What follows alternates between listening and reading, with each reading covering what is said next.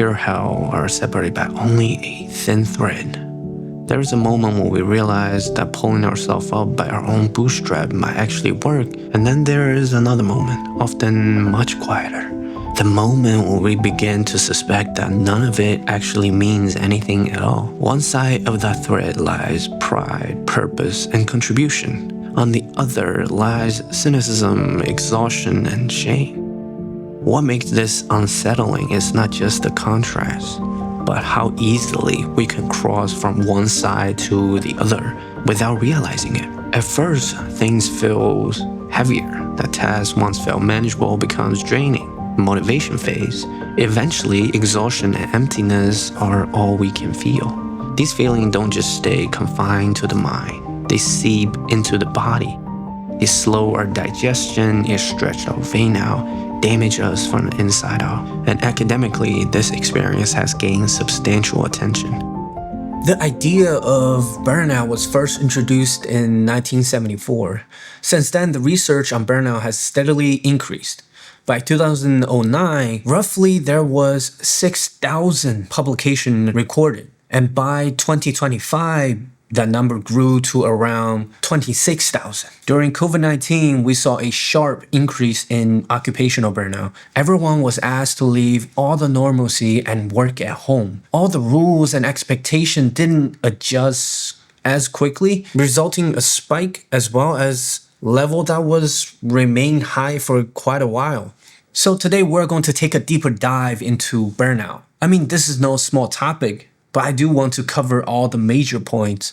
So what we're going to do here is I'm going to cut this topic down into 3 separate videos. So in the first of this mini-series, we're going to trace the trajectory of burnout, how it developed and how it could be deepened. Through the lens of my buddy, we'll hear his first-hand story of corporate burnout. And then we'll use a framework developed by researcher Christina Maslach and Leiter to identify the underlying cause. With that, let's meet my buddy Sam, who just got hired for a new corporate job. And today is the very first day.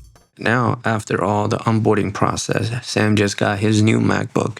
It's shiny, but it might have been a used one. But come on, it's a MacBook. He didn't even get around to play with it yet. The new colleague is eager to give Sam a tour of the office. By the time the tour is over, Sam finally gets to sit at his desk. He started to log into his company's intranet, scrolling through unfamiliar chat group and reads the company guideline for the very first time. At this point, his heart was filled with nothing but excitement. And he's ready to work. A couple of weeks has passed. Sam completed a few assignments and did a couple of sit-ins on several client meetings and start helping out whatever he can. His performance is solid and just enough to impress his boss and the project manager. People began to say the new guy is finally capable for once. Before onboarding, Sam didn't really know what this role would involve, but with subtle feedback and growing exposure, he slowly started to figure it out. As he does, one question keeps popping up in his mind. Does this job fit Sam's long-term vision for his career? If he's honest, the answer is no, not really. But does that make the job feel pointless? Not at all. Being able to help the team to contribute and get things done is deeply satisfying for him. And with the recognition he's receiving, Sam can finally see years of effort paying off. Long nights at school, extra hours at work, just like everyone said, hard work really does pay off. That validation pushed him to apply himself even more. Whenever there's extra work or a new client, Sam is always first one to raise his hand. He wants to prove that he's trustworthy, he's dependable, and he's ready to deliver. He's proud of being useful. Right now, he's running at full steam. Every night, his heart is filled with big dreams of climbing the ladder.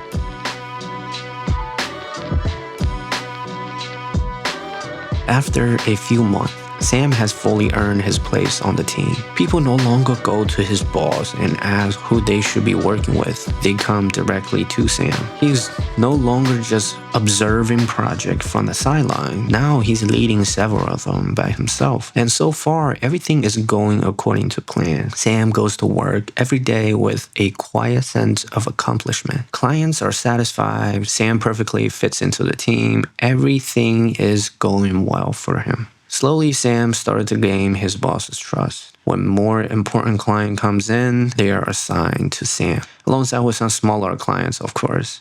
So it is even for everybody. At first, Sam isn't entirely sure if he can handle the increased responsibility, but he tells himself, I got this. And for a while, that seemed true. As the workload steadily increased, Sam became more efficient with his time. Eventually, he managed to fit everything into an 8-hour working day. Barely. Lunch becomes shorter. A few tasks spill into the commute home, small compromise here and there. From Sam's perspective, it still feels manageable, but for his boss's perspective, it looks impressive. With relatively little experience, Sam is juggling multiple projects smoothly. This isn't something his boss expected. Unsure what Sam's limitations are, his boss began to test him by adding more responsibility, more clients, eventually more pressure. What his boss doesn't see is that Sam no longer has any buffer. If a client suddenly adds an extra task on any given day, Sam couldn't easily adjust. There is no slack left in the system. Every hour is already accounted for. Ironically, this makes Sam nearly 100% efficient. And that efficiency looks like success. With no clients complaining, colleagues speaking highly of him, all the feedback his boss hears is positive, and he makes sure Sam hears it too. Recognition keep coming, Sam feel energized by it. What Sam doesn't realize is that this energy isn't sustainable motivation. It is stress, adrenaline, cortisol. He mistake it for high engagement. As right now, he needs it and he wants it. Over time, he starts to notice something off. A vague discomfort, a very subtle sense of strain, but he can quite name it. And instead of slowing down to investigate, to look into what might have caused this, he does what most of us do. He pushes forward. He buries himself deeper in the work, even as it becomes less satisfying, but he still trusts that if he just keeps working hard like before, everything will eventually work itself out. A few months later, annual performance review has come around. Sam received high praise from his supervisor. For the first year at the company, he did very well. His bonus is well above the average. On paper, everything looked like a success. At first, the recognition felt good, but as time passes, it started to feel hollow. Sam expected to feel something like relieving, pride, or excitement when the evaluation turned out so well. Instead, he feels nothing.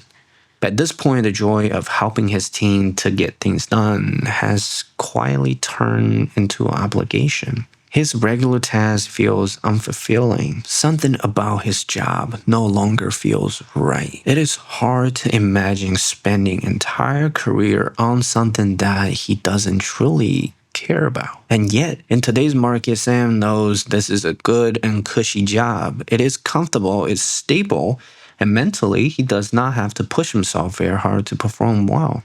And that is the problem. Every day feels the same. Like a perpetual cycle, a mountain of tasks to get through, endless chat messages to reply, back-to-back meeting to attend, and occasionally an emergency call that demands immediate attention. In reality, there never has been an actual emergency. Newsflash. Mostly just overreacting. Most of Sam's work involved international clients in different time zones. When Sam starts to work at 9 in the morning, they're still asleep. By the time Sam sits down for lunch, they're just beginning their day with the first cup of coffee in hand. As a result, the afternoon becomes the only window where real collaboration can happen. Sometimes everything gets done within that window. Often it doesn't. When that happens, Sam stays late at the office Or he continues work on the subway ride home, and sometimes even that isn't enough. Gradually, family dinner become work dinner time, and for rest and recovery, quiet turn into work time. At least I'm not in the office anymore, Sam tells himself, tempting to calm his frustration. But the truth is, he never really mentally leaves work. Expectation to be always online has become deeply embedded. Even on sick days or paid time off, Sam stays online. He checks work messages constantly, making sure nothing goes unanswered, nothing slips through the cracks, let alone the regular working days. Over time, Sam noticed his ability to focus starting to decline. He begins to make small but meaningful mistakes. He tells himself he's just tired. Maybe a new phone would help. Maybe a quiet retreat to Thailand will reset him, bring him back to how he felt when he first joined the company. He tried, of course. It didn't work. By now, the boundary between work and the personal life has become so vague that Sam no longer knows whether there is an actual boundary. Even when Sam is off the clock, every notification makes his heart skip a beat, as if the person on the other end of the phone might reach through the screen and grabs him.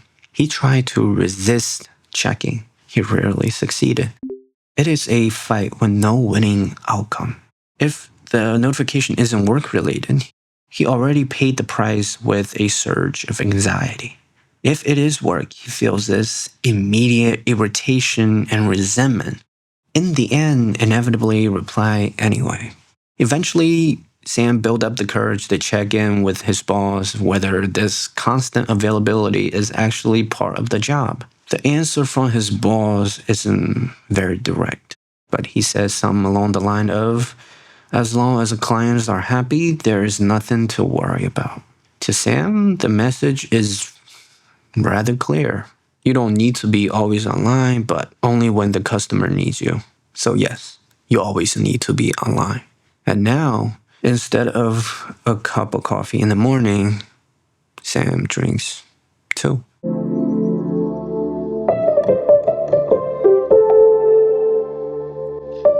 So now, when the boss asks who has capacity to take on new clients, Sam no longer jumps up and takes the client. Instead, he does what everyone else does. He waits, he watches, and quietly hopes the work lands on somebody else's desk. Everyone on the team is overloaded. Sam knows it, his coworker knows it, and the boss certainly knows it too. Even when a few clients suddenly quiets down and the workload temporarily eases, no one actually then jump up and fills that time. Instead, people pretend that they are busy. If they have some task on hand, they would try to stretch that task out as long as it could. Maybe something could be done in the afternoon, but now it is a whole day thing. The calendar stays full, everyone looks occupied all the time. Why is that? The reason is the alternative is worse. You can fill every minute of your day with zero buffer and constantly responding to edgy clients, and there's always more message to reply to. Sam has lived that version before. Most people on the team have. He broke them. So no one talks about how tired they are, no one admit how close to the edge they fell. There is an unspoken fear that if you say it out loud, if you acknowledge the strain, you might be the next one to be axed. At this point, Sam doesn't feel much of anything anymore. Mostly numbness, fatigue, low-level anxiety that never quite goes away. He still tries hard to make sure his work meets his own standard. At least that hasn't disappeared yet. But every day, he is exhausted. Well, that's life, he tells himself. He knows there's only so much he can do to change the situation. He's still trying to keep a positive outlook on this. He reminds himself that he's lucky. Most of the day, he gets to go home after 8 hours. Well, physically, at least. In reality, Sam feels secure in his place on the team. He has proven himself, he applies himself, he delivers, and yet, in exchange, something strange has happened. He started to feel disconnected from himself. It is as if he is no longer fully inside his own life. Instead, he's watching from above, observing someone who looks like him, dressed like him, goes to work every day just like him. That person speaks in meeting, answers message, and finishes task, and Sam is just up there watching, like a silent observer. As day passes, the sense of distance hardens. His connection to himself, to purpose, to meaning slowly fades. One day turns into two into weeks, and all the while, he is just still there, showing up, functioning, working. But for him, he is just there, watching. By now, Sam has fully learned the fine art of perceived busyness, a strategy quietly practiced by almost everyone on the team. When a client issue comes up, Sam no longer rushes to resolve it the way he used to. He understands the pattern too well. If he finishes too quickly, the signal it sends is simple. He's not busy enough, and that signal is usually followed by a response from the management. Here, take a few more clients. Ironically, the more efficient that he is, it is more like a punishment. So this, to him, it sounds like he's being punished for being efficient with the task and handling his clients. So Sam adjusted. He spaced tasks out, he delayed response just enough. He managed the appearance of being fully occupied at all times. The workload became more manageable, and his stress level dipped slightly. This isn't how Sam likes to work, but for the sake of self-preservation, he did it anyway. Ironically, while the real productivity declines, his perceived efficiency improves. To his boss, Sam still looks busy, still looks committed, and still looks reliable. At first, playing this game relieves some pressure, but it doesn't last. Not for long. The stress kept coming back, not because of the workload, but because of something deeper. That same uneasy, hollow feeling Sam has been avoiding for a month has reappeared before he could bury it under work. Again, now that no longer works. Sam doesn't feel rewarded by finishing tasks anymore. The reason he once applied himself was due to his desire to produce good, meaningful work, and that has started to fade. Even quality no longer feels satisfying, and that scares him. It feels wrong to put on a performance just to survive the day. Sam would rather work in an environment that understand their employees' limitations, that values the sustainable effort over constant efficiency. He looks for alternative, of course. He spent his lunch break searching for other jobs. But everywhere he turned, the rule feels the same. For many of the corporate jobs, this game is unavoidable. So as for now, Sam keeps playing this game. Not to grow, not to excel, but just to be okay. Every day he goes to work carrying the same weight. Hopelessness, powerlessness, and emptiness. He no longer moves forward. He is managing decline. And without realizing it, Sam is now trapped in a downward spiral and standing squarely in the most dangerous territory of burnout. So how did Sam end up here? At this point, we need some reference point that help us to identify how we got to this point of breakdown and why it was predictable. For that, we're going to use a well-established framework in burnout research, the Area of Worklife Model, developed by Christina Maslach and Leiter.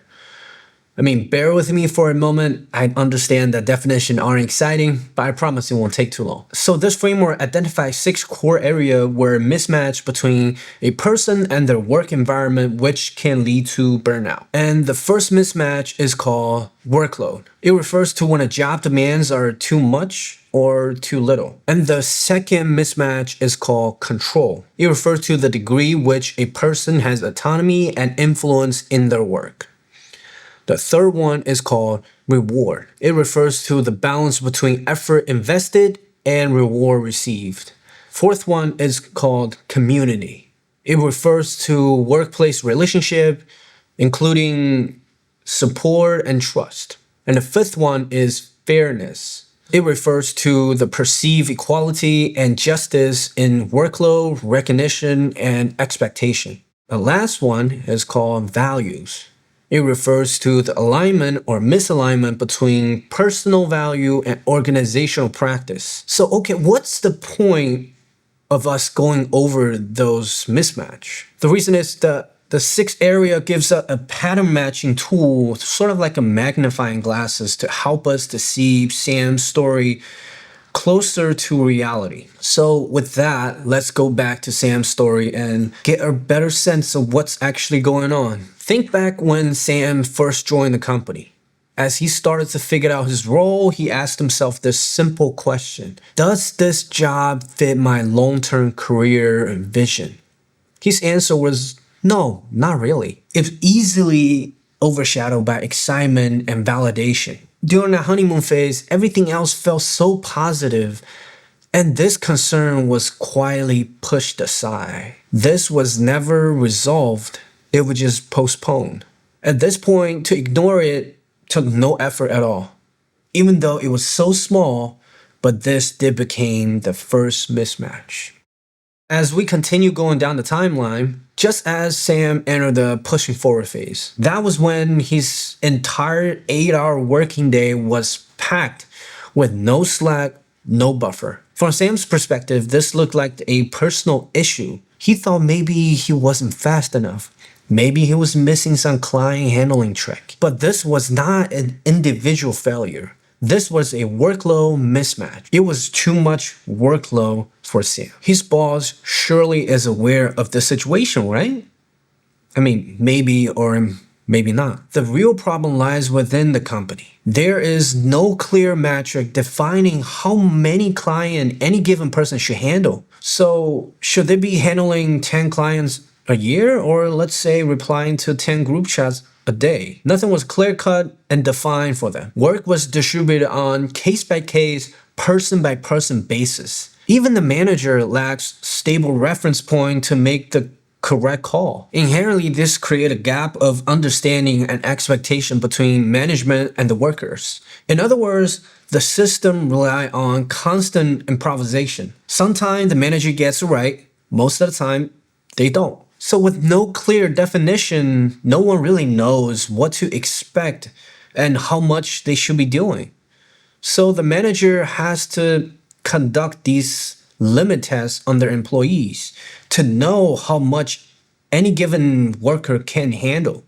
Another problem with this approach is a fairness mismatch. So when the manager decides this person has higher limits, like Sam, who is very efficient and capable, he was taking more tasks than his colleague, who are deemed less efficient and less knowledgeable. Since he produced good work, this should be celebrated and encouraged. But instead, being actually good at this job felt more like a punishment than a celebration. So another problem with Sam's boss conducting these limit tests is that he doesn't know whether his employees are working at his capacity. The only feedback is whether the employees complain or the customer complain. In either case, that is not good. But when somebody's operating at nearly 100% capacity for extended periods of time, they lose adaptability. And here is the critical part. A fully saturated cognitive system becomes brittle. The rate of error increase and flexibility disappears. And in Sam's role, where client work required judgment, emotional regulation, and rapid adaptation, the brittleness is dangerous. You can't think on your feet when there's no room to move. If Sam did break under pressure one day, that matter would be treated like Sam's problem. But if we zoom the scope out, we can quickly see that this problem is way deeper. This is not Sam's problem. Anybody at this position, this could easily happen to them. The workload and fairness mismatch in this phase will accompany Sam as long as he's here, unless the upper management decide to do something different. As Sam entered the exhaustion phase, that original value mismatch has reappeared. Even after receiving a strong evaluation and a sizable bonus, he struggled to find meaning and satisfaction. Reward alone could no longer compensate for the growing misalignment. Before, Sam could offset the discomfort by focusing on work. Now he has to actively search for reason to stay balanced and to convince himself that this funky feeling about this job is just some overthinking. And that effort itself was exhausting. All the problem didn't all of a sudden grow. With more and more mismatch piling on top of each other, Sam's tolerance has shrunk. And the most decisive shift in Sam's corporate career came with the involuntary overtime and always-on culture. It started when Sam's personal time was steadily absorbing into work. This wasn't what he agreed to, and he knew it. But there's only so much he can do. He's not going to unplease his boss and his client. He knows how fast they can get rid of someone who doesn't want to play this game. He was just scared not to do it. So he did it. All the time. At this point, his sense of control is at an all-time low. Work was leaking into all aspects of his life. He didn't know how to handle it. He didn't know what to do. The boundary between work and life was non-existent. Sam was still working hard, but there is simply not enough hours in the day for him to do so. Every day, Sam goes home tired. Dealing with all his basic needs like cooking and cleaning felt so unbelievably exhausting, let alone think about his future and recognize what is good for him. Stress skyrocketed. Sam wasn't ready to give it up yet. He still believed there has to be a way to fix things up to rebalance his life and work. In reality, the system was never designed to make that possible. No amount of individual effort could make this situation different. And the last straw that broke Sam was perceived busyness. On paper, it wasn't part of the intended company culture, but in reality, it was the company culture. Honestly, a survival strategy that was quietly adopted by everyone. And Sam hated it. Long before entering the corporate life, he despised the idea of pretending to work, performing an act of productivity, managing appearance. He used to see it as ridiculous, but now he understood it. And worse, he participated in it. By the last phase, he lose all the drive to keep working hard. He was just trying to be okay. This job felt meaningless, and the other counts of mismatch came roaring back. Only this time, there was nothing left to balance the scale. What had once tolerable become corrosive. The gap between who Sam wanted to be and what the system required him to be turned into a constant source of torment. By this point, Sam wasn't just burned out. He was fractured. He followed the idea of pulling yourself up by the bootstrap. Work hard until the day he couldn't take it no more. Under the perfect condition, he should be commemorated. But now he is just another miserable corporate burnout. Sam didn't fail because he lacks resilience. He didn't burn out because he made bad choices. This wasn't a personal collapse. It was a predictable outcome. Nothing that happens to Sam was rare. By now, it should be clear that burnout is not laziness, fragility, or lack of gratitude, poor time management, or wrong career choice. Sam was capable, motivated, and hardworking. This is why every common solution feels like an insult when you're already there. Take a vacation, set boundaries, tell your boss no, be more efficient, or do some yoga. These solutions existed because they assumed that problem existed within the person. I mean, how many paid time off one person can reasonably take before they get abandoned by their team? I mean, look at Netflix. They have unlimited paid time off, but how many they take? How many times a person can say no to their boss before they get fired?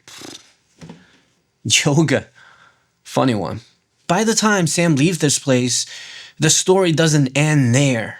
Another person would take Sam's place and the same thing will keep happening. Burnout is not a personal failure story. It is a predictable outcome when a team is not managed properly. And in this case, it is a solely managerial problem. Maybe start with get to know your team, set some realistic expectations, talk to them. Make sure your team is well balanced. Don't just stop at saying, hey guys, we're offering free yoga classes now. Thank you so much for watching this episode, and there is 2 more coming up in this mini-series. Next one is on what burnout can do to you. Like and subscribe if you really enjoy the content. I will see you next one.